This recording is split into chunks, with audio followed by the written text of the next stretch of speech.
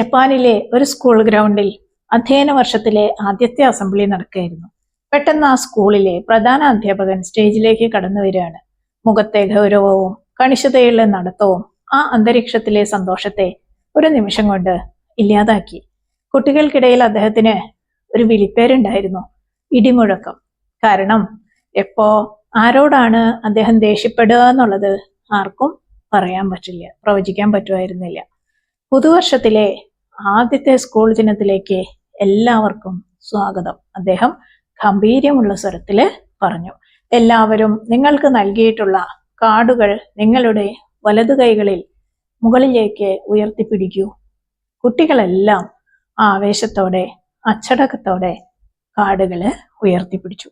എന്നാൽ കൂട്ടത്തിൽ നിന്ന ഒരു കൊച്ചുകുട്ടി മാത്രം തൻ്റെ ഇടത് കൈ കൊണ്ടാണ് കാർഡ് ഉയർത്തിപ്പിടിച്ചത്. ഇത് കണ്ട അധ്യാപകന്റെ മുഖം ദേഷ്യം കൊണ്ട് ചുവന്നു. എടാ വിഡ്ഢി, നിന്റെ വലത് കൈ ഉയർത്താനല്ലേ പറഞ്ഞേ? അയാള് മൈക്കിലൂടെ അലറി.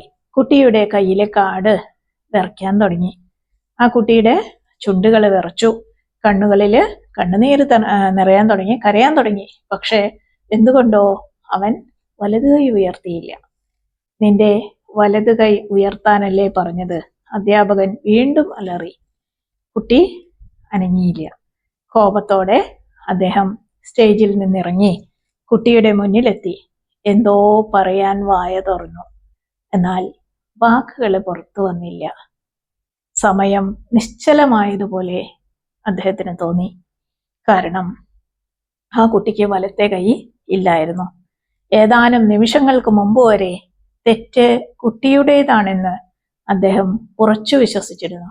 പക്ഷേ ഇപ്പൊ അദ്ദേഹത്തിന് മനസ്സിലായി, തെറ്റ് കുട്ടിയുടേതായിരുന്നില്ല, തൻ്റേതായിരുന്നു. കൈ നഷ്ടപ്പെട്ടത് ആ കുട്ടിക്കായിരുന്നു, പക്ഷേ കാഴ്ച നഷ്ടപ്പെട്ടത് തനിക്കായിരുന്നല്ലോ.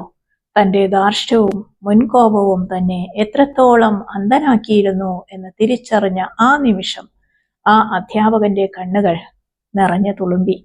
ആ ദിവസം വൈകുന്നേരം സ്കൂൾ മുറ്റത്ത് ഒറ്റയ്ക്ക് നിൽക്കുമ്പോൾ കൊഴിഞ്ഞു വീഴുന്ന ചെറുപ്പൂക്കളെ അദ്ദേഹം നോക്കി നിന്നു.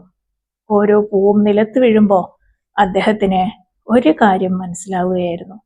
പുറമേ നിന്ന് നോക്കുമ്പോൾ എല്ലാം ഒരുപോലെയാണ്, പക്ഷേ ഓരോ പൂവിനും അതിൻ്റെതായ ഒരു കഥയുണ്ട്. ഓരോ മനുഷ്യനും അങ്ങനെയാണ്. മറ്റുള്ളവരുടെ വേദനയോ അവരുടെ ജീവിതത്തിലെ ശൂന്യതയോ അറിയാതെ നാം എത്ര എളുപ്പത്തിലാണ് അവരെ വിധിക്കുന്നത്. വർഷങ്ങൾക്ക് ശേഷം വിദ്യാർത്ഥികൾ ആ അധ്യാപകനെ ഓർത്തത് അദ്ദേഹത്തിന്റെ കഠിന ശിക്ഷകളെ കുറിച്ചായിരുന്നില്ല, അദ്ദേഹത്തിന്റെ അളവറ്റ കരുണയെക്കുറിച്ചായിരുന്നു. കാരണം ഒരു പിഞ്ചുകുട്ടിക്ക് വലതു കൈയില്ലെന്ന് തിരിച്ചറിഞ്ഞ ആ നിമിഷം ആ അധ്യാപകൻ യഥാർത്ഥത്തിൽ പുതിയൊരു ഹൃദയമാണ് ലഭിച്ചത്.